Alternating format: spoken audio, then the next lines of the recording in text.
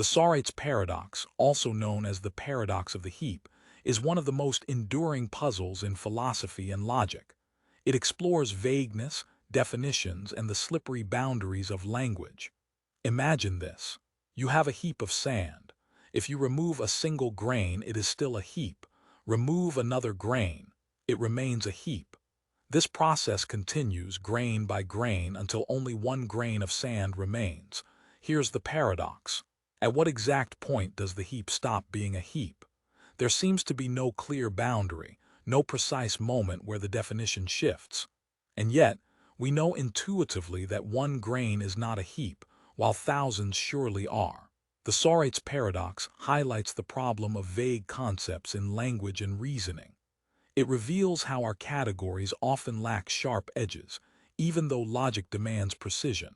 Philosophers use this paradox to study vagueness, truth, and the limitations of binary thinking. At its core, the Sorites Paradox reminds us that the world is not always neatly defined. Boundaries blur, categories overlap, and precision can collapse under scrutiny.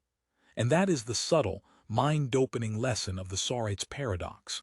The liar paradox is one of the most famous and puzzling contradictions in logic and philosophy.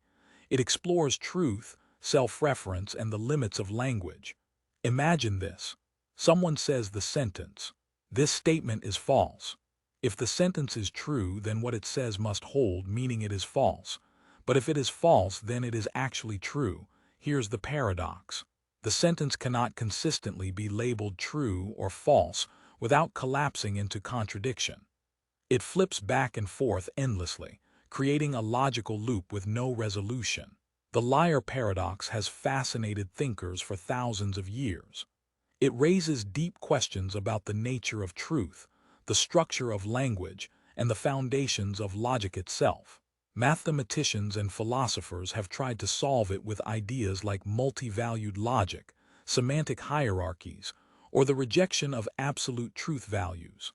At its core, the liar paradox reminds us that truth is not always as stable as it appears.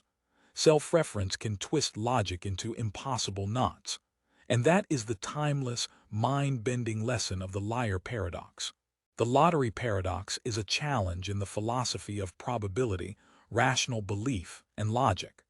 It shows how reasonable assumptions can lead to unreasonable conclusions. Imagine a fair lottery with 1,000,000 tickets. You know that exactly one ticket will win. For any individual ticket, it is perfectly rational to believe this ticket will lose. After all, the chance of winning is 1 in 1,000,000. But here's the paradox. If you rationally believe that every single ticket will lose, then you are committed to believing that no ticket will win. Yet you also know that one ticket must win. This creates a clash between rational belief in individual cases and rational belief in the whole system. It reveals the difficulty of applying probability, logic, and justification all at once. The lottery paradox challenges us to think deeply about what it means to hold rational beliefs. Can we justify every belief individually, without creating contradictions in the bigger picture? Or do we need new ways of reasoning to bridge the gap between probability and certainty? That is the puzzling lesson of the lottery paradox. The paradox of self-amendment arises in legal philosophy, and it questions whether a legal system can legitimately change the very rules by which it changes itself. Imagine a constitution that says, this constitution may only be amended by a 2/3 majority vote. Now suppose an amendment is proposed, changing the rule itself, so that future amendments only require a simple majority. If this amendment passes with just a simple majority, then it is valid only if the rule allowing it already exists. But that rule exists only if the amendment is already valid. A circular trap appears. If the amendment requires 2/3, then it cannot pass with less. But if it changes the rule to a simple majority, and that itself is valid, then the 2/3 rule is no longer binding. This paradox highlights a deep tension between legal authority and self-reference. Can a system rewrite the very foundation of its own legitimacy? Or does any attempt to amend the rules of amendment collapse into contradiction? That is the puzzling lesson of the paradox of self-amendment. The Abilene Paradox is a paradox of group decision-making, where people collectively decide on an action that none of them actually want, because each believes it is what the others desire. It comes from a story. A family in Texas is sitting together on a hot afternoon. Someone suggests driving to Abilene for dinner, nearly 50 miles away. Everyone agrees, not because they want to go, but because they assume the others do.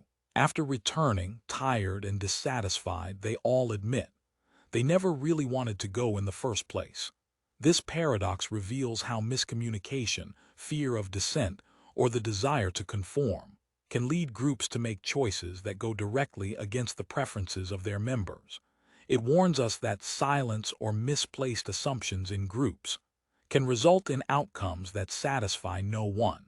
The lesson of the Abilene Paradox is simple: speak up, clarify, question the consensus, because the group's agreement may be nothing more than a shared illusion. Buridan's ass is one of the most fascinating paradoxes about choice, free will, and rationality.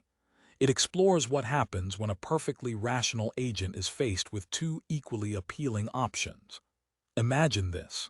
A donkey is placed exactly midway between two identical piles of hay. Both piles are the same size, the same distance away, and equally enticing. The donkey has no reason to prefer one over the other, and so it cannot make a decision. Here's the paradox. If the donkey is perfectly rational, it cannot choose either pile because both options are identical. Yet, without making a choice, the donkey starves, even though food is readily available. Rationality in this scenario becomes a trap rather than a guide to survival. The paradox highlights the limits of decision-making when options are indistinguishable. It forces us to question how choice, reason, and free will operate when no preference exists. Philosophers use Buridan's ass to illustrate the tension between theoretical rationality and practical action. At its core, Buridan's ass reminds us that sometimes action requires more than perfect logic. Even when all options seem equal, the ability to make a choice is itself crucial. And that is the subtle, mind-expanding lesson of Buridan's ass. The paradox of tolerance is one of the most thought-provoking puzzles in philosophy and political theory. It explores the limits of tolerance and the balance between freedom and security. Imagine this. A society values tolerance above all else. It allows people to express any opinion, practice any belief, and live freely. Even those who advocate for intolerance are given a platform to speak and act. Here's the paradox. If a tolerant society tolerates intolerance without restriction, the intolerant can eventually undermine or destroy the tolerant society itself. Unlimited tolerance may lead to the extinction of tolerance altogether. To preserve a tolerant society, it may be necessary to limit the freedom of those who would reject tolerance. The paradox highlights a difficult balance between moral principles and practical survival. It forces us to consider when it is justified to restrict certain behaviors or beliefs in order to protect the greater good. Philosophers like Karl Popper have argued that tolerating the intolerant can be self-defeating, and that defense of tolerance may require firm boundaries.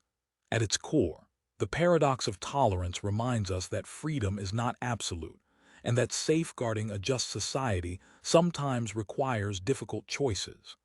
It challenges our assumptions about liberty, ethics, and the structures needed to maintain a harmonious community. And that is the profound, thought-provoking lesson of the paradox of tolerance. The St. Petersburg Paradox is one of the most famous puzzles in probability, decision theory, and economics.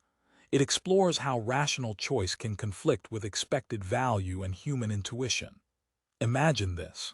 A game is proposed where a fair coin is tossed repeatedly until it lands on heads. The payoff doubles with each toss. $1 if heads appears on the first toss, $2 on the second, $4 on the third, and so on indefinitely. At first glance, the expected monetary value of the game is infinite. Here's the paradox. Although the expected value is theoretically infinite, most people would only pay a modest amount to play. Why would anyone refuse to risk millions of dollars for a game that is worth infinitely much? The paradox exposes the gap between mathematical expectation and real-world decision-making. It highlights the limitations of purely theoretical models when applied to human behavior. Risk aversion, finite resources, and subjective value all influence choices in ways that contradict simple probability calculations. Economists and philosophers have used this paradox to develop more sophisticated theories of utility, decision-making, and rationality. At its core, the St. Petersburg Paradox reminds us that rational choice is more than just numbers. It forces us to consider perception, risk, and the human experience of uncertainty. And that is the fascinating, mind-expanding lesson of the St. Petersburg Paradox. The paradox of the Barber pole is a curious and visually intriguing paradox that explores perception, motion, and illusion. It reveals how our senses can be tricked into seeing impossible or continuous movement where none actually exists. Imagine this: a classic barber pole with red, white, and sometimes blue stripes spinning slowly in a barber's shop window. As the pole rotates, the diagonal stripes appear to move endlessly upward or downward. From a distance, the motion seems continuous, infinite, and even defying physical reality. Here's the paradox. The stripes appear to ascend or descend perpetually, yet the pole itself rotates in a simple circle. The perception of endless motion emerges from the visual pattern and the way our brains interpret it. Reality and perception seem to diverge. Our senses report movement that doesn't actually exist in that form. This paradox highlights the fascinating ways in which human perception can be manipulated. It reminds us that what we see is not always a direct reflection of reality, but a construction of the mind. Artists, scientists, and psychologists study such illusions to better understand cognition, vision, and the brain's interpretation of sensory input. At its core, the paradox of the barber pole shows that even simple, everyday objects can reveal deep insights about perception, reality, and the limits of human understanding. It challenges us to question what we see and to marvel at the subtle complexity of the world around us. And that is the intriguing, mind-expanding lesson of the paradox of the barber pole. Curry's paradox is one of the most intriguing puzzles in logic and philosophy. It explores self-reference, implication, and the surprising ways statements can create contradictions without explicit negation. Imagine this: a sentence that says, "If this sentence is true, then Santa Claus exists." At first glance, it seems harmless, even whimsical, yet the very structure of the sentence creates a logical trap. Here's the paradox: if the sentence is true, then its implication must hold, meaning Santa Claus exists. If the sentence is false, then the conditional statement still leads to a contradiction in reasoning. Without any negation, self-reference alone produces a paradoxical outcome that challenges classical logic. Curry's paradox highlights the dangers of self-reference in formal systems. It has implications for mathematics, philosophy of language, and computer science, especially in understanding logical consistency and the limits of formal reasoning. Philosophers and logicians have studied ways to avoid the paradox, such as using non-classical logic systems or restricting self-referential statements.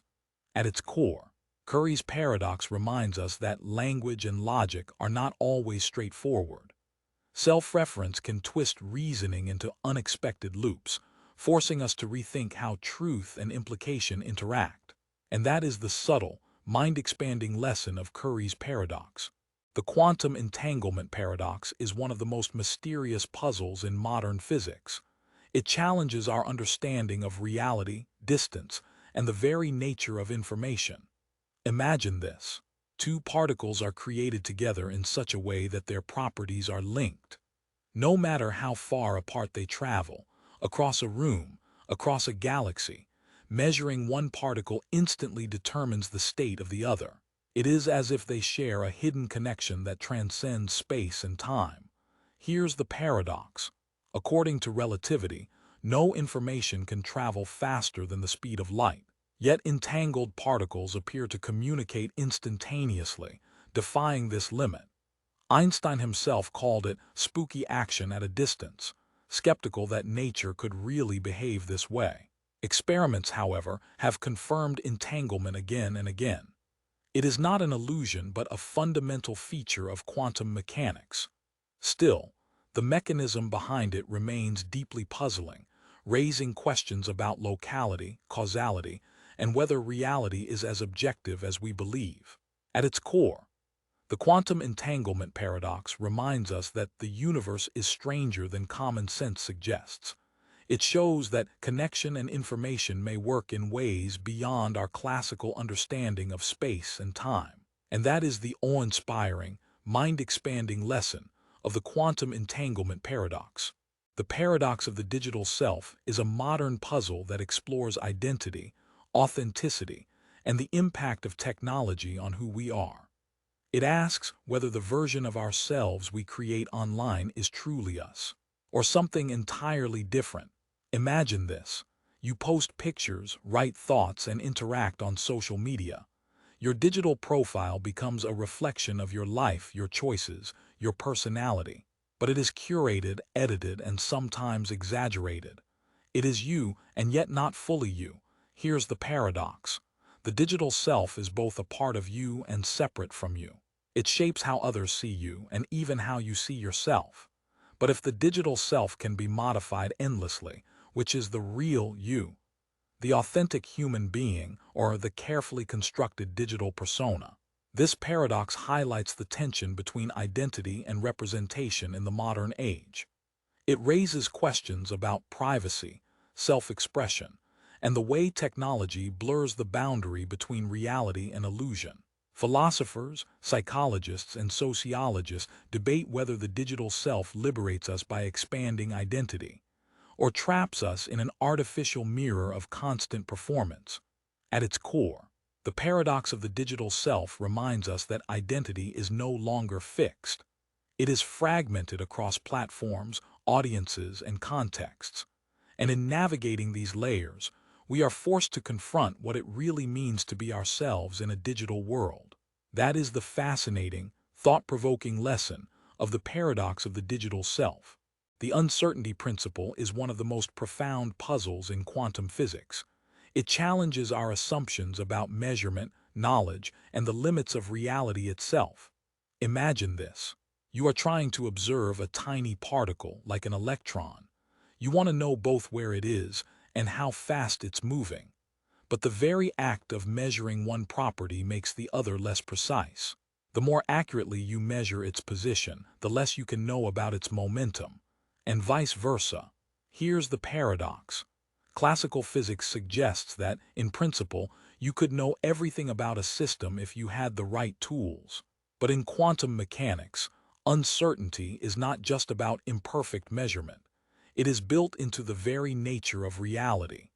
The electron does not have a perfectly defined position and momentum at the same time. This principle has enormous implications. It means the universe is not fully deterministic in the way classical science once imagined.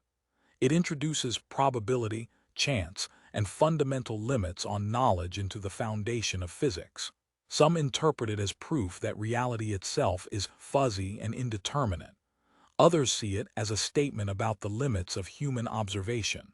At its core, the uncertainty principle reminds us that reality is stranger and less predictable than intuition suggests.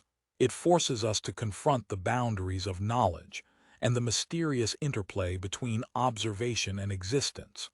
And that is the mind-expanding, humbling lesson of the uncertainty principle. The Hypergame Paradox is a fascinating puzzle from logic and game theory. It challenges our understanding of self-reference and the very idea of what it means to define a game. Imagine this. You are told to play a game called Hypergame. The rules are simple. First, choose any finite game you like: chess, checkers, tic-tac-toe, then play it. But here's the twist. Hypergame itself is also a game, and therefore it seems possible to choose Hypergame as the game to be played. Here's the paradox. If you choose Hypergame, you must then choose a game inside of it. But that game could again be Hypergame, which requires another choice, and so on, spiraling into infinite regression. So is Hypergame truly finite, as its definition claims, or infinite by its very construction? This paradox exposes the strange consequences of self-reference. It demonstrates how language and definitions can create loops that break logical clarity.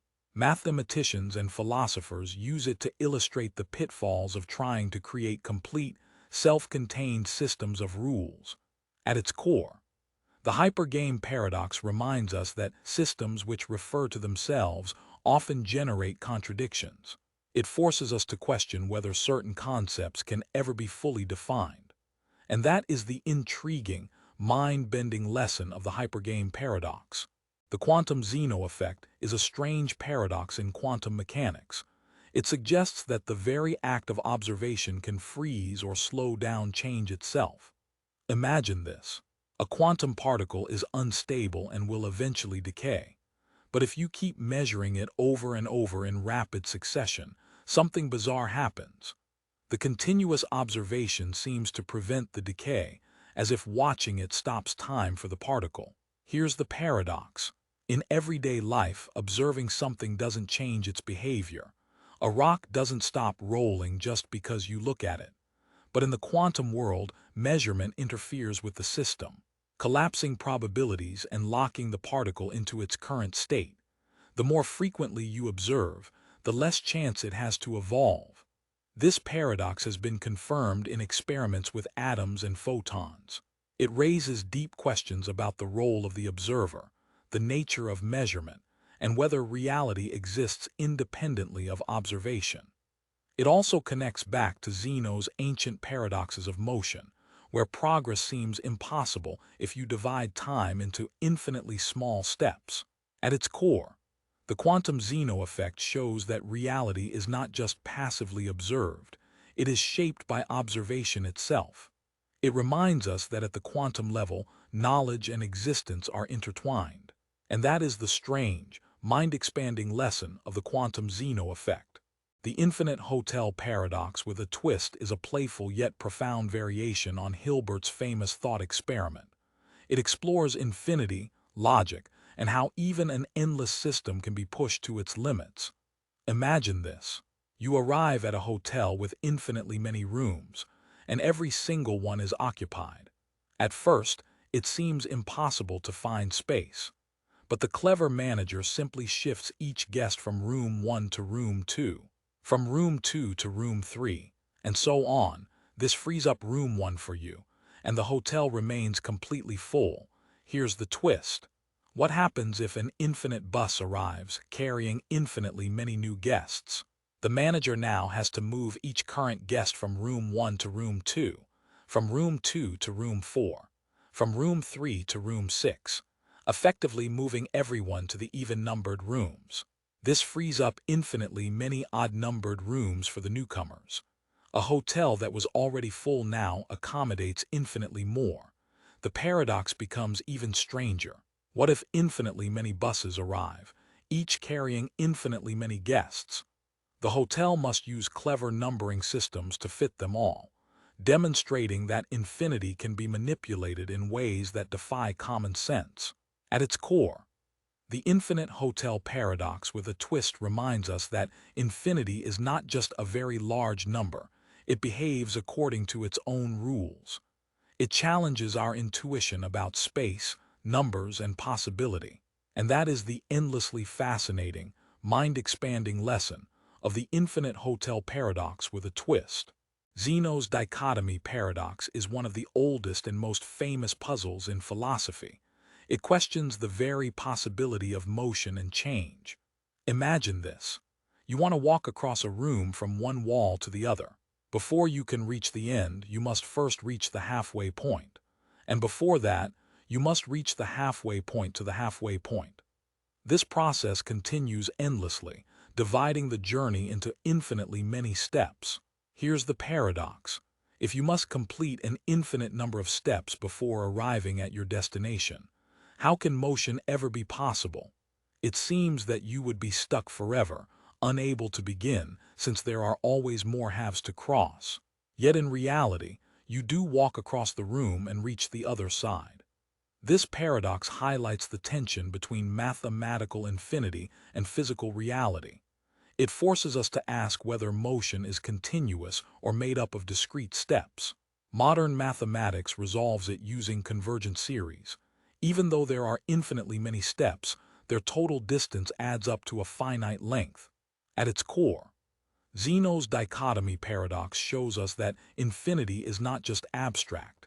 It shapes how we think about time, space, and movement.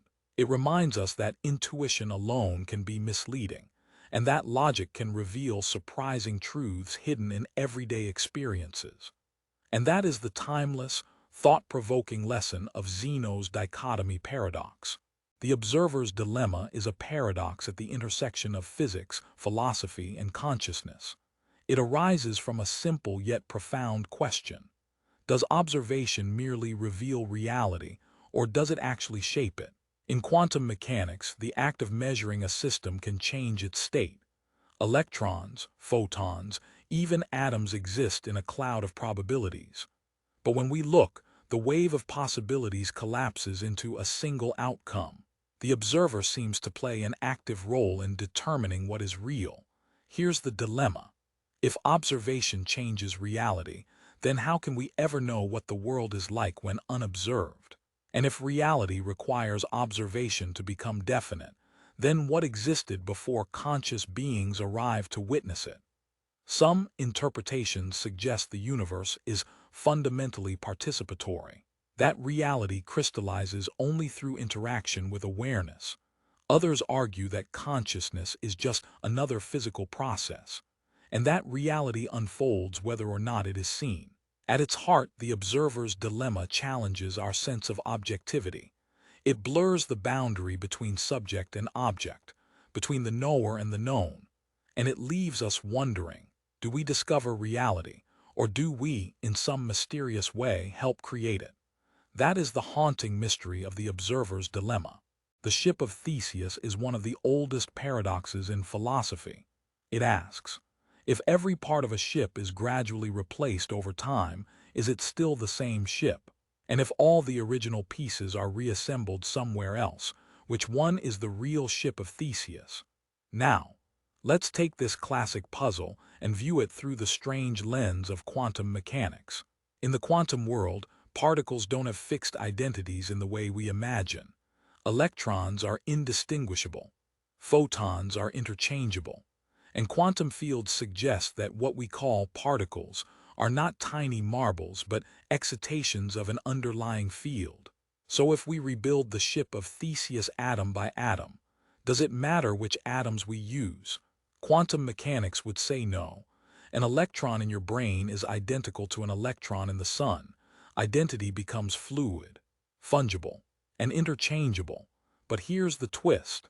Quantum entanglement ties particles together across space and time. If we rebuild the ship using entangled atoms, is it now the same ship in a deeper sense? Does continuity of entanglement preserve identity more than continuity of material parts? And what if we push further? In the many worlds interpretation, each act of replacement branches reality. There is a version where the ship remains original, and another where it is replaced. So the Ship of Theseus exists in countless parallel variations, each both the same and not the same. Through the quantum lens, the paradox dissolves and deepens at the same time. Identity is no longer tied to substance, but to patterns, relationships, and coherence across time. So the Ship of Theseus with quantum mechanics asks us, not just what makes something the same, but whether identity itself is a fixed truth, or a shimmering illusion held together by perspective. The universe we live in is vast, unimaginably vast, but here's the strange truth, most of it is beyond our reach. Forever. Astronomers tell us that the observable universe stretches about 46 billion light-years in every direction. Yet the actual universe could be far larger, possibly infinite. And due to the expansion of space itself, there are regions so far away that light from them will never, ever reach us. Not tomorrow. Not in a trillion years. Never. Here lies the paradox. If most of the universe is unobservable, can we meaningfully say it exists? Science is built on observation, measurement, and testing. But by definition, we can never observe these distant realms. So are they real? Or are they just mathematical ghosts that extend beyond the horizon of our senses? And it gets stranger. The laws of physics suggest that regions beyond our cosmic horizon should follow the same rules we see here. But we can never confirm it. For all we know, the unobservable universe could contain entirely different structures. Galaxies of exotic matter, dimensions folded in ways we cannot imagine, or even versions of reality that challenge our understanding of space, time, and causality. This creates a deep tension. To do cosmology, we must assume the universe beyond our reach exists and behaves like the part we can see. But that assumption is untestable, an act of faith dressed as science. So the unobservable universe paradox asks, is existence defined by observation, or does reality stretch infinitely whether or not consciousness ever touches it? At its heart, this paradox reveals the humbling truth of our condition. We live inside a bubble of light, surrounded by a darkness we can never pierce. And yet we dare to speak of the whole. Probability seems simple. You roll a die, flip a coin, draw a card. Chances can be measured and reasoned about. But once you step into the infinite, probability becomes slippery and paradoxical. Enter the Borel-Kolmogorov paradox. It arises when we try to define conditional probability on continuous spaces, especially when conditioning on sets of measure zero. Sets that technically have zero probability but still exist. Here's an example.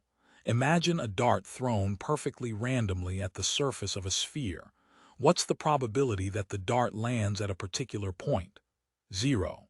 And yet we can ask, if the dart hits the equator, what's the probability it lands on the eastern half? Seems straightforward. Half and half, right?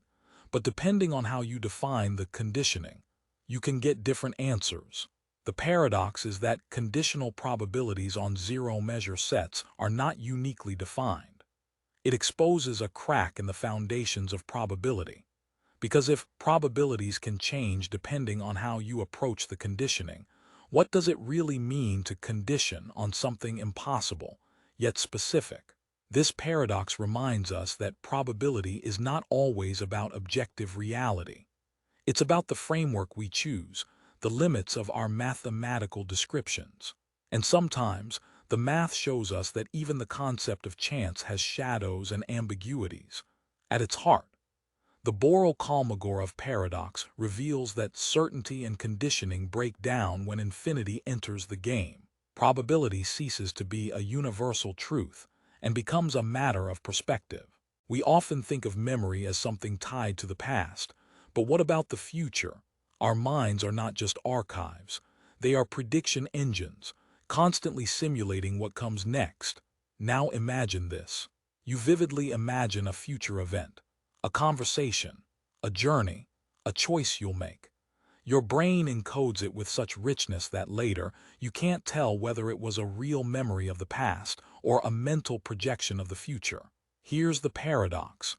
If the mind is capable of forgetting the difference between what has already happened and what is yet to come, can we truly trust our sense of temporal direction?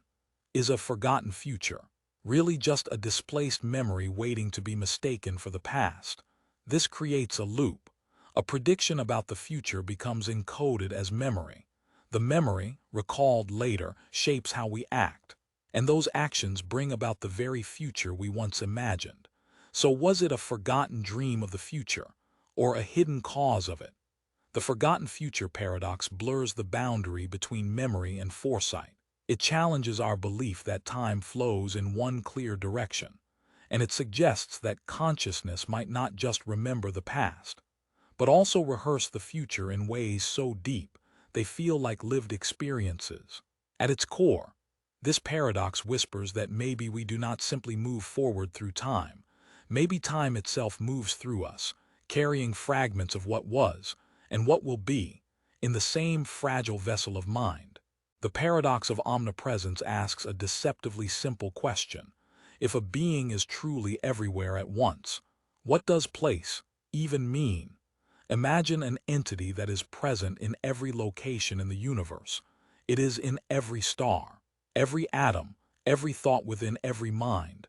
Nothing exists outside of it. But here's the paradox. If something is everywhere, can it still meaningfully be said to be anywhere? Presence normally implies boundaries. To be here and not there, to occupy one location and not another. But omnipresence dissolves that distinction entirely. It collapses here and there into one. This raises deeper puzzles. If the omnipresent being is fully present in you and fully present in me, does that mean there is no separation between our experiences and its being? And if it is equally present in all things, how can it distinguish one from another? The paradox also extends to agency. If an omnipresent being acts, is it acting everywhere at once? Does its will ripple across the universe simultaneously? Or is every action already contained in its eternal presence? At its heart, the paradox of omnipresence confronts our limited categories of space and location. It forces us to ask whether being everywhere is the ultimate fullness, or the erasure of presence itself. And it reminds us that some concepts, like infinity and divinity, may stretch language and logic to their breaking point. That is the mystery of the paradox of omnipresence. Zeno's Achilles and the Tortoise is one of the most famous paradoxes in philosophy. It challenges our very understanding of motion and infinity. Picture this. The great warrior Achilles is racing a slow-moving tortoise. To make things interesting, the tortoise is given a small head start. Now, Achilles is much faster. But here's where Zeno introduces the paradox. By the time Achilles reaches the point where the tortoise began, the tortoise has moved a little farther ahead. When Achilles reaches that new point, the tortoise has again moved slightly forward. This continues endlessly. Each time Achilles arrives at the tortoise's last position, the tortoise has already advanced. Here's the paradox. If space can be divided into infinitely many intervals, then Achilles must complete infinitely many steps to catch the tortoise. And if he must complete an infinite number of tasks, how can he ever finish? By this reasoning, Achilles can never overtake the tortoise, no matter how fast he runs. Of course, in reality, we know Achilles would eventually pass the tortoise. But Zeno's paradox forces us to confront the strange relationship between infinity, time, and motion. It suggests that continuous space and time may be incompatible with our everyday sense of movement. At its core, Achilles and the tortoise reveals that infinity hides in the simplest of actions, that even running a race contains mysteries that stretch beyond logic, and it leaves us wondering, is motion real, or just an illusion created by the mind? That is the enduring puzzle of Achilles and the tortoise. The unexpected hanging paradox is one of the strangest puzzles in logic. It begins with a simple announcement. A judge tells a prisoner, "You will be hanged at noon on one weekday next week, and the execution will be a surprise. You will not know the day until the executioner arrives at your cell." The prisoner thinks carefully. If the hanging is on Friday, then by Thursday night I would know it must be Friday. And that would ruin the surprise, so it cannot be Friday. By the same reasoning, it cannot be Thursday either, or Wednesday, or Tuesday, or Monday. Therefore, the prisoner concludes the hanging cannot happen at all. But here's the twist. The executioner arrives on Wednesday, and the prisoner is completely surprised. The judge's statement turns out to be true, even though the prisoner had logically proven it impossible. Here lies the paradox. The reasoning seems sound, yet the conclusion is false. Logic itself collapses when applied to self-referential statements about knowledge and prediction. At its heart, the unexpected hanging paradox reveals the limits of human reasoning when it turns back upon itself. It blurs the line between certainty and surprise, between knowledge and ignorance. And it reminds us that even perfect logic can sometimes trap us in contradictions we cannot escape. That is the haunting mystery of the unexpected hanging paradox. The Raven Paradox is a puzzle in the philosophy of science. It asks how we confirm universal truths through observation. Imagine the statement, "All ravens are black." At first glance, this seems simple. If you see a black raven, it confirms the rule. But according to logic, the statement is equivalent to, "Everything that is not black is not a raven." Here's where the paradox begins. If you see a green apple or a red shoe, you are observing something that is not black and not a raven. By the logic of equivalence, this should also count as evidence that all ravens are black. But that feels absurd. How can the color of an apple possibly tell us anything about the color of ravens? And yet, logically, it does. This paradox highlights the strangeness of induction. We rely on experience to generalize rules about the world. But the Raven Paradox shows that the relationship between evidence and theory is not as straightforward as we assume. At its core, the Raven Paradox reveals a tension between logic and intuition. It asks whether confirmation is about strict reasoning or about the relevance of evidence to a claim.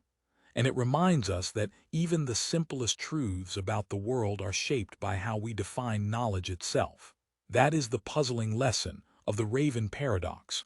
The Ship of Theseus is one of the most enduring paradoxes of identity. It asks a question so simple, yet so deep. Imagine an ancient ship, proudly preserved for generations. Over time, its wooden planks begin to rot. One by one, each plank is replaced with a new one, until eventually every single part of the ship has been replaced. Here's the paradox. Is this still the same Ship of Theseus? Or is it now a completely different vessel made of entirely new material? The puzzle deepens. Suppose all the old planks that were removed are gathered and rebuilt into a ship of their own. Which one is the true Ship of Theseus? The one with continuity of history, or the one with continuity of material? This paradox stretches far beyond ships. It applies to people too. Our bodies replace their cells over time. Our thoughts and memories change. Are we still the same person we were 10 years ago? Or do we become entirely new beings slowly, piece by piece?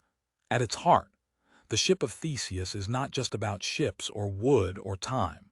It is about identity itself. What makes something what it is? And how do we define the persistence of self through change? That is the timeless riddle of the Ship of Theseus. The Monty Paradox is one of the most surprising puzzles in probability. It's based on a classic game show scenario. Imagine this. You are on stage, facing 3 closed doors. Behind one door is a car, the prize you want. Behind the other 2 are goats. You pick a door, let's say door 1. The host, Monty, who knows what's behind each door, opens another door, maybe door 3, revealing a goat. Now you face a choice. Do you stay with your original pick, or switch to the remaining unopened door? Here's the paradox. Most people think it doesn't matter, that the odds are 50-50, but the math says otherwise. If you stick with your first choice, you have only a 1 in 3 chance of winning. If you switch, your chances rise to 2 in 3. It feels counterintuitive. How can simply switching doors double your odds? Yet countless simulations and proofs confirm it. The Monty Paradox shows that intuition about probability often fails us. What feels like an even gamble is actually tilted in favor of the switch. At its core, the Monty Paradox reminds us that human reasoning is not always built for randomness. It reveals the gap between logic and instinct, and it challenges us to see uncertainty not as chaos, but as a pattern we can learn to read. That is the mind-bending lesson of the Monty Paradox. The infinite monkey theorem is a thought experiment about randomness, time, and probability. It asks what would happen if chance were given infinite opportunity. Imagine this. A monkey sits at a typewriter, randomly pressing keys. At first, the result is meaningless gibberish, but given enough time, perhaps an infinite amount of time, the monkey would eventually type out every possible text, from Shakespeare's plays to your own life story, to this very sentence you're hearing now. Here's the paradox. The chance of the monkey producing a coherent work in a short time is astronomically small. Yet with infinity, the impossible becomes inevitable. Everything that could ever be written would be written, purely by accident. This raises profound questions. If infinite randomness can generate order, what does that say about creativity, meaning, or authorship? Is Shakespeare's genius diminished if a monkey, given eternity, could reproduce his works by chance? Or does the true miracle lie in the fact that Shakespeare wrote them deliberately, against the vast sea of randomness? At its heart, the infinite monkey theorem forces us to confront the strange power of infinity.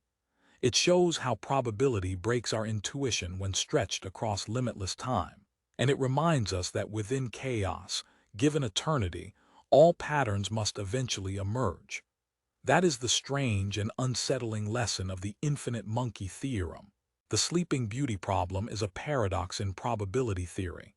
It explores how knowledge and uncertainty change the way we assign chances. Here's the setup. Sleeping Beauty volunteers for an experiment. On Sunday night, she is put to sleep.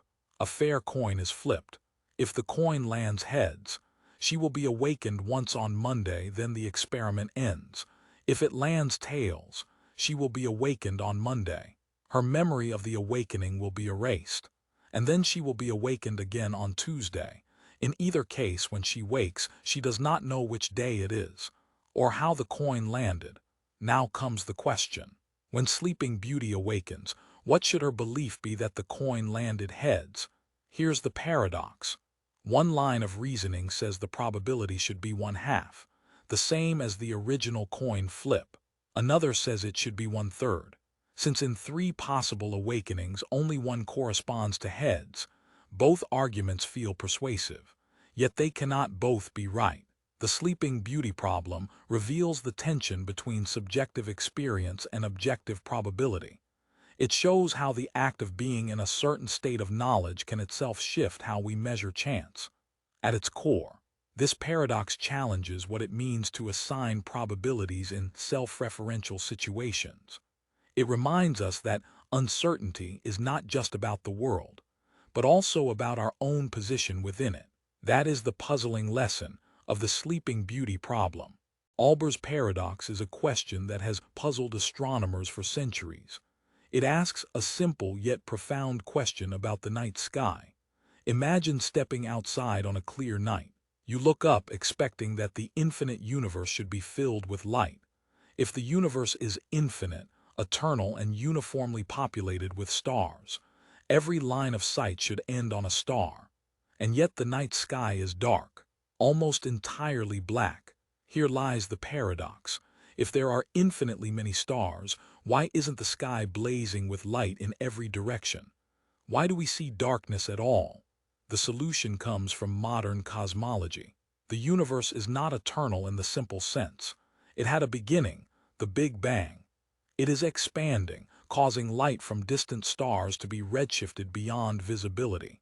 And the finite age of the universe means not all light has had time to reach us. At its core, Olbers Paradox reminds us that simple intuition can be misleading when scaled to cosmic proportions. It teaches that the darkness of the night sky contains clues about the age, structure, and evolution of the universe. And it is a humbling lesson about the vastness and complexity of the cosmos. That is the illuminating mystery of Olbers Paradox. Wigner's friend is a thought experiment in quantum mechanics that stretches our understanding of observation, consciousness, and reality itself. Imagine this. Inside a sealed laboratory, Wigner's friend performs a quantum measurement. Perhaps she measures whether an atom is spin up or spin down. From her perspective, she sees a definite result. The atom state collapses and reality seems fixed.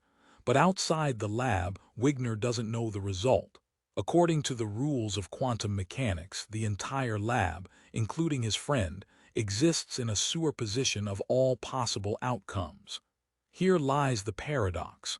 From Wigner's perspective, The measurement hasn't collapsed the wave function yet, but from the friend's perspective, it already has.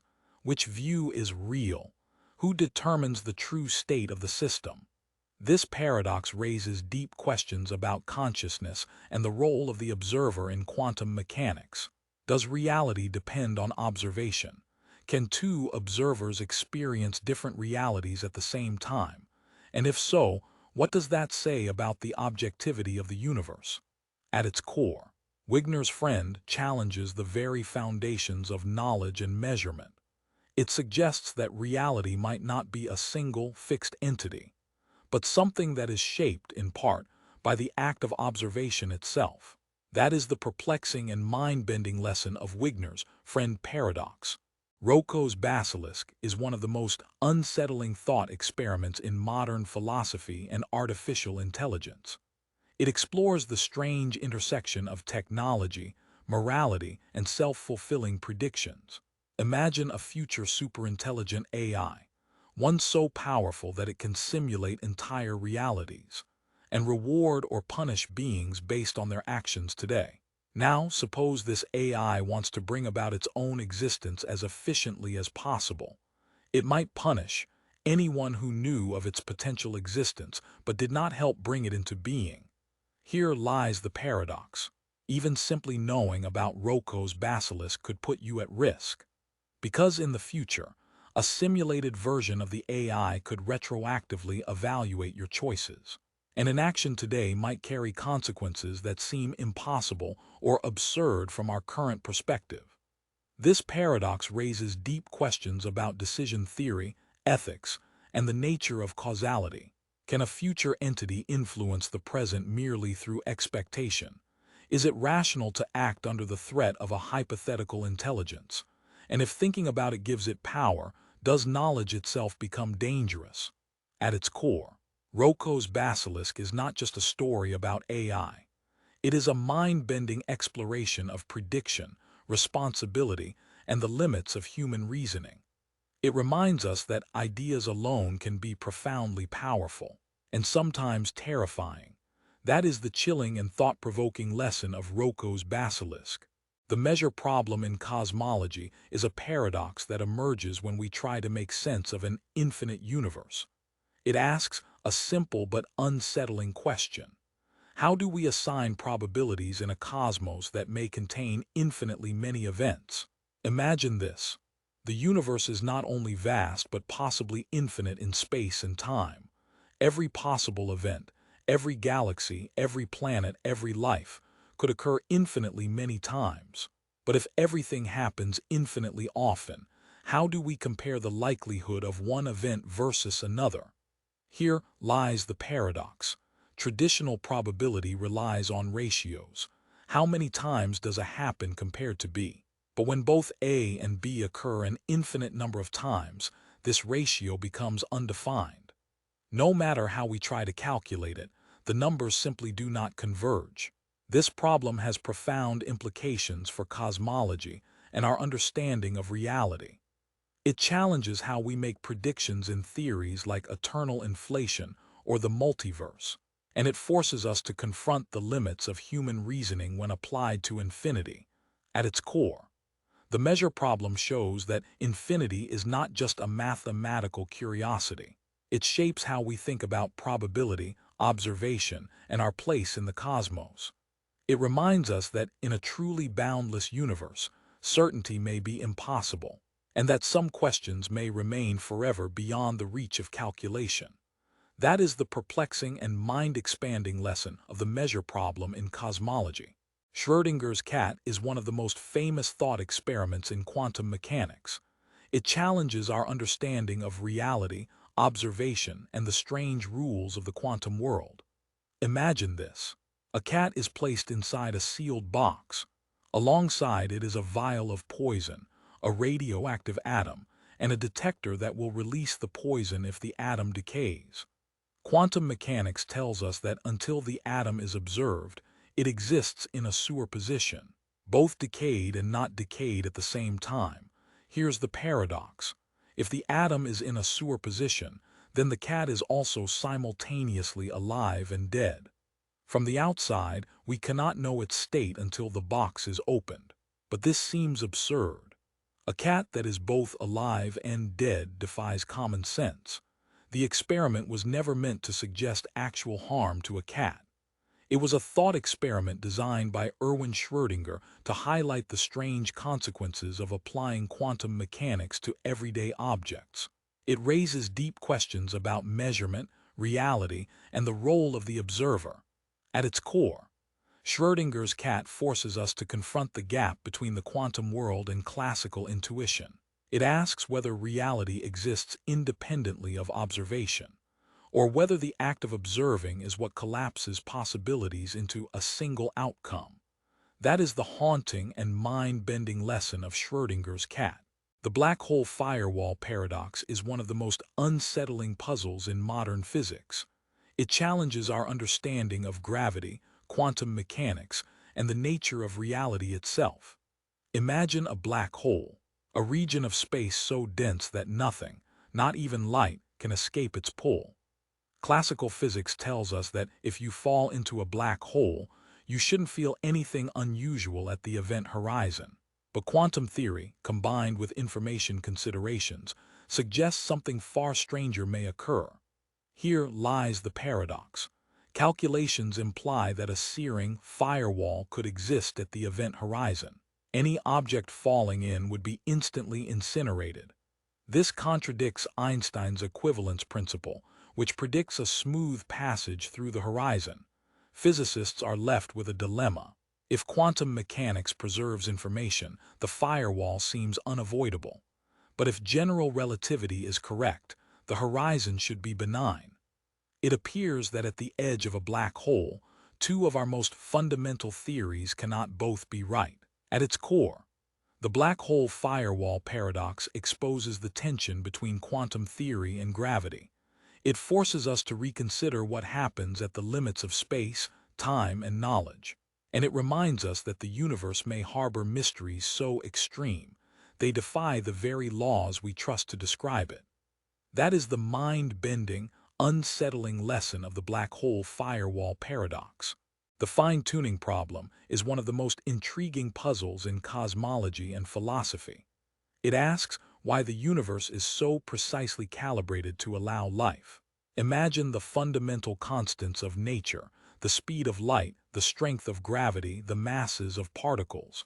If any of these values were even slightly different, stars might not form, planets could not exist, chemistry as we know it would be impossible, and life, at least as we understand it, would never emerge. Here lies the paradox.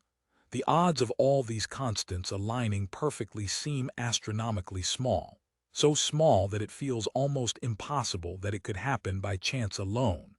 Why does the universe appear fine-tuned for life? Scientists and philosophers have proposed several explanations. Some suggest the multiverse, an infinite collection of universes, each with different constants. Others invoke the anthropic principle. Perhaps we observe this universe simply because only a universe like this could support observers like us. And some see deeper purpose or design behind the precise values. At its core, the fine-tuning problem challenges our understanding of coincidence, necessity, and the nature of reality. It forces us to ask whether the universe is a product of chance, necessity, or something beyond comprehension. And it reminds us that the very fact of our existence may be evidence of profound cosmic precision.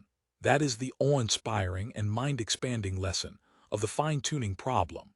The simulation hypothesis is a thought-provoking idea at the intersection of philosophy, technology, and science. It asks a simple but unsettling question. What if the reality we experience is not the base reality at all, but instead a highly detailed simulation created by an advanced civilization? Everything we see, touch, and feel, the stars, the earth, even our own thoughts, could be part of an artificial construct. Here lies the paradox.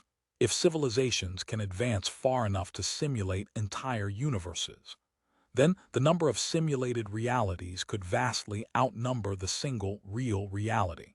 Statistically speaking, it becomes more likely that we are living in a simulation than in the original universe.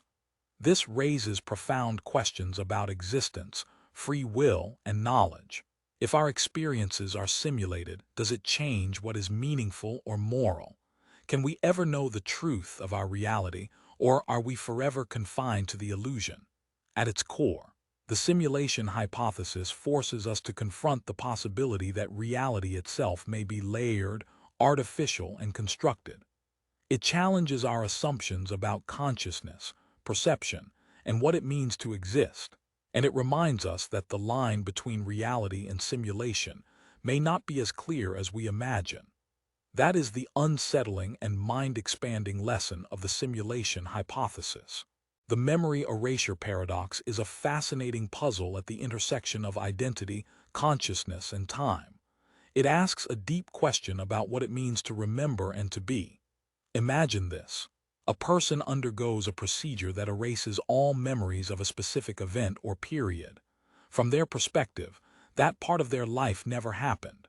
Yet, the actions, consequences, and changes resulting from those memories still exist in the world. Here lies the paradox. If memories are erased, is the person still the same individual who experienced those events? Does identity depend on memory, or on the continuity of the body and actions? And if we forget something, does it cease to have meaning or influence in our lives? This paradox has implications far beyond thought experiments. It touches on psychology, neuroscience, and even ethics. If we could selectively erase memories, what would it mean for personal responsibility, growth, and the self? At its core, the memory erasure paradox forces us to confront the fragile nature of identity.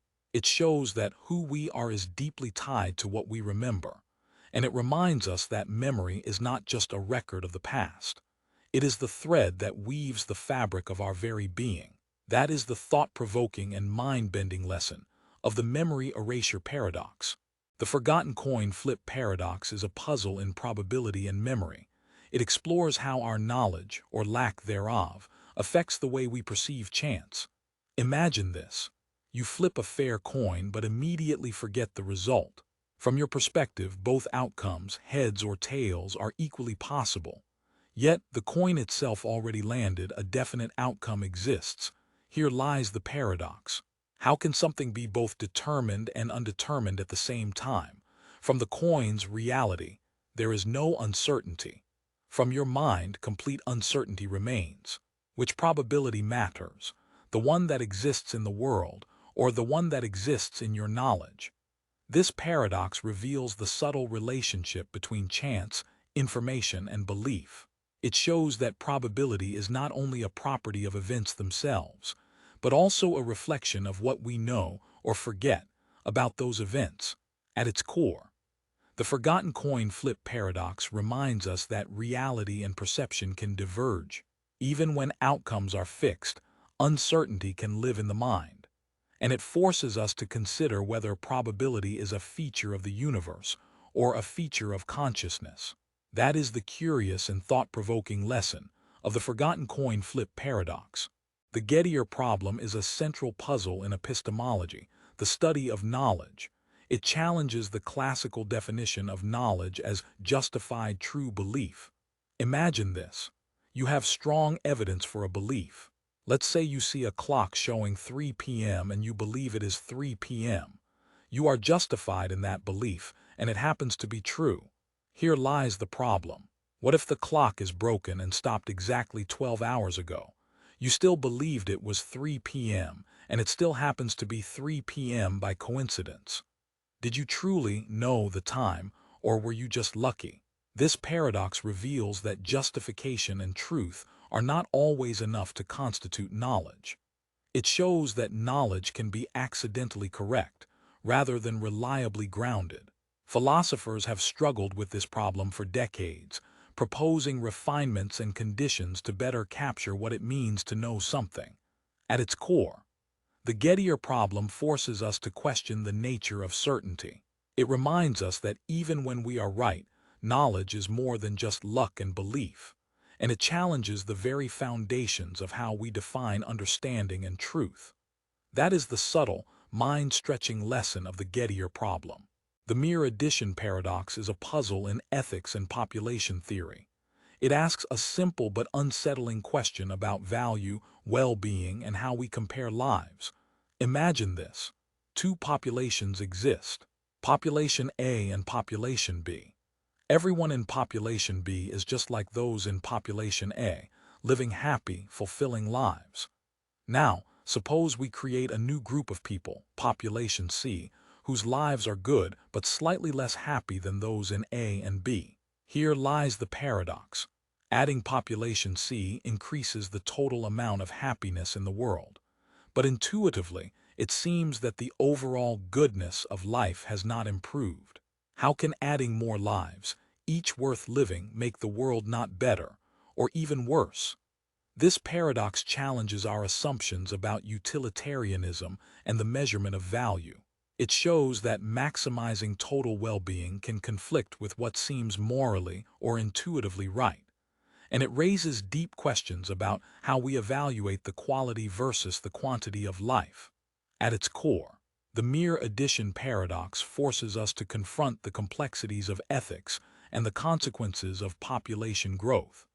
It reminds us that morality is not always simple arithmetic, and that adding more lives does not automatically lead to a better world. That is the subtle and thought-provoking lesson of the mere addition paradox. The reversed reality paradox is a mind-bending puzzle about perception, experience, and the nature of truth. It asks us to question what we take for granted as reality. Imagine this. Everything you perceive, sights, sounds, even your own thoughts, is somehow inverted or reversed. Yet, from your perspective, it feels completely normal. You interact with the world, make decisions, and live your life as if nothing has changed. Here lies the paradox. If all of reality is reversed in a consistent way, can you ever detect it? Does reality have an objective existence if every experience is internally coherent, even if flipped? And if you can't distinguish between the true state of the world and your perception, which one matters more, the world itself or your experience of it? This paradox raises profound questions about consciousness, perception, and the limits of knowledge. It challenges the assumption that what we experience necessarily matches the external world, and it forces us to ask whether reality is something independent or something defined by our own minds. At its core, the reversed reality paradox reminds us that perception shapes truth. It shows that the world as we know it may be inseparable from the lens through which we experience it, and it is a haunting meditation on the fragile boundary between appearance and reality. That is the mind-bending and thought-provoking lesson of the reversed reality paradox. Gödel's incompleteness theorems are among the most profound results in mathematics and logic. They reveal fundamental limits to what any formal system can achieve. Imagine a system of mathematics designed to capture all truths. It seems reasonable to believe that, given enough rules and axioms, every true statement could be proven within the system. Here lies the paradox. Gödel showed that in any sufficiently powerful system, there are statements that are true, but cannot be proven within that system. No matter how comprehensive the rules, some truths lie forever beyond formal proof. The second theorem goes even further. It shows that the system cannot demonstrate its own consistency without stepping outside itself. In other words, the system cannot fully validate its own reliability from within. These results have profound implications. They reveal that mathematics is inherently incomplete, and that certainty has limits even in seemingly exact systems. They also echo philosophical questions about knowledge, truth, and the boundaries of reason. At its core, Gödel's incompleteness theorems remind us that no system, no matter how logical or precise, can capture all truths. They highlight the subtle interplay between formal rules and the infinite landscape of mathematical reality, and they challenge us to embrace the limits of certainty while still exploring the vast realm of what can be known. That is the mind-expanding and humbling lesson of Gödel's incompleteness theorems. The observer vanishing paradox is a strange and mind-bending puzzle about perception, reality, and the role of the observer. It asks a deep question. What happens when the act of observing changes, or even erases, the very thing being observed? Imagine this. You are watching a complex system, a quantum experiment, or a simulation. As long as you observe it, events unfold normally. But in some scenarios, the moment you stop observing, or even just shift your attention, the system behaves as if your observation never existed. Things that seemed real vanish, outcomes change, and reality itself appears to depend on your presence. Here lies the paradox. If the existence or outcome of events depends on an observer, can reality exist independently of observation? If the observer can vanish, and with them the events they witness, what is the nature of reality itself? Is the universe objective, or is it shaped and maintained by consciousness? This paradox raises profound questions about quantum mechanics, information theory, and philosophy. It challenges the assumption that the world exists the way we see it, independent of our attention, and it forces us to confront the possibility that observation might not just reveal reality, it may create it. At its core, the observer vanishing paradox reminds us that the boundary between perception and existence is far more fragile than we imagine. It shows that knowing the world might be inseparable from participating in it, and it leaves us questioning the very nature of what it means to exist. That is the thought-provoking and mind-expanding lesson of the observer vanishing paradox. Tegmark's mathematical universe hypothesis is a bold and mind-expanding idea about the nature of reality. It suggests that our universe is not just described by mathematics. It is mathematics. Imagine this. Every physical law, every particle, every force is a mathematical structure. Our reality, with all its complexity, emerges from these structures, not from some underlying stuff or matter. Here lies the paradox. If the universe is purely mathematical, what does that mean for consciousness, experience, and existence? Are we simply patterns of numbers, temporarily aware of ourselves? And if all mathematical structures exist, why do we experience this particular universe, with these particular laws? This hypothesis challenges our intuitions about what is real and what is abstract. It blurs the line between physical reality and pure mathematics, and it suggests that the universe we inhabit may be just one of infinitely many mathematically possible worlds. At its core, Tegmark's mathematical universe hypothesis forces us to reconsider the very foundation of existence. It shows that reality might be far stranger and more elegant than we can imagine, and it reminds us that the universe, in all its beauty and mystery, may be the ultimate expression of pure mathematics itself. That is the mind-bending and thought-provoking lesson of Tegmark's mathematical universe hypothesis. The Teletransportation Paradox is a fascinating puzzle at the intersection of philosophy, identity, and technology. It asks a deep question. What does it mean to be you? Imagine this. A futuristic teleportation device scans your body at the atomic level, destroys the original, and recreates an exact copy elsewhere. From the perspective of the copy, everything feels continuous and seamless.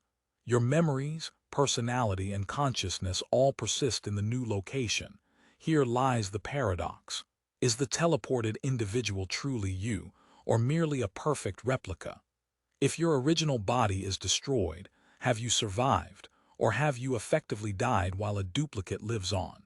Does identity depend on continuity of the physical body, the pattern of information, or consciousness itself? This paradox raises profound questions about personal identity, survival, and what it truly means to exist. It challenges our intuitions about selfhood, suggesting that technology might someday force us to reconsider the boundaries of life and death. At its core, the teletransportation paradox reminds us that identity may be more fragile and complex than we imagine. It shows that continuity, memory, and consciousness are deeply intertwined, and it leaves us questioning whether being the same person is about matter, information, or something else entirely. That is the mind-bending and thought-provoking lesson of the Teletransportation Paradox. The paradox of the unexpected winner is a fascinating puzzle in probability, expectation, and prediction. It explores how knowledge, or the lack of it, can shape outcomes in surprising ways. Imagine this. A competition or election is about to take place. Everyone expects a certain favorite to win, based on polls, reputation, or prior performance. Yet, when the results are announced, someone completely unexpected emerges victorious. Here lies the paradox. If the winner was truly unexpected, then no one predicted them accurately.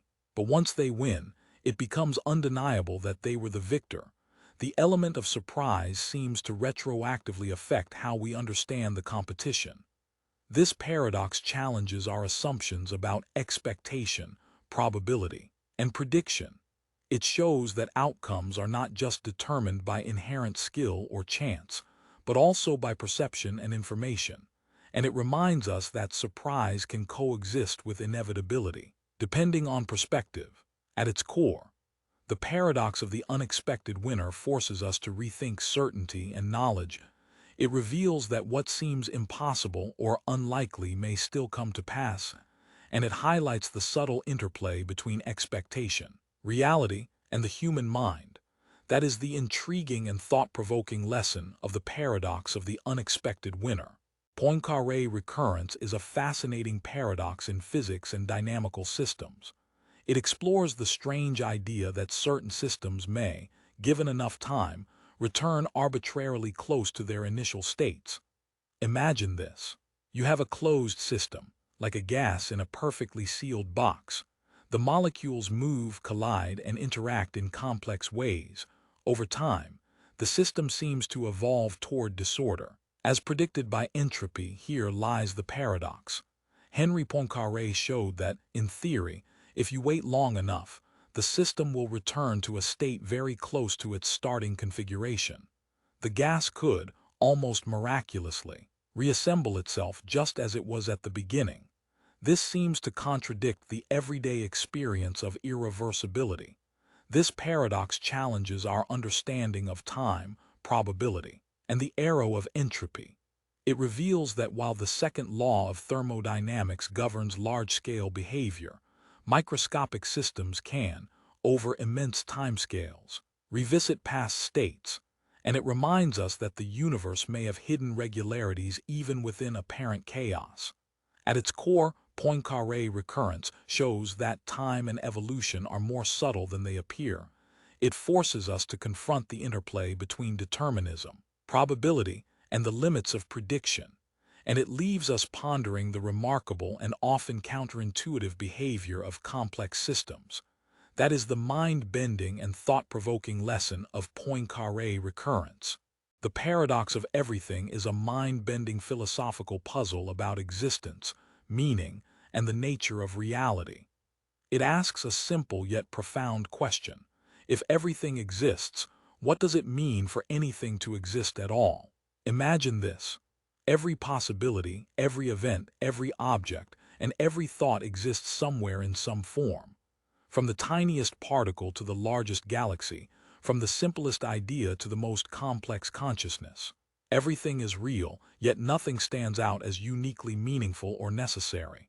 Here lies the paradox. If all things exist equally, how do we assign value, importance, or significance to any single thing?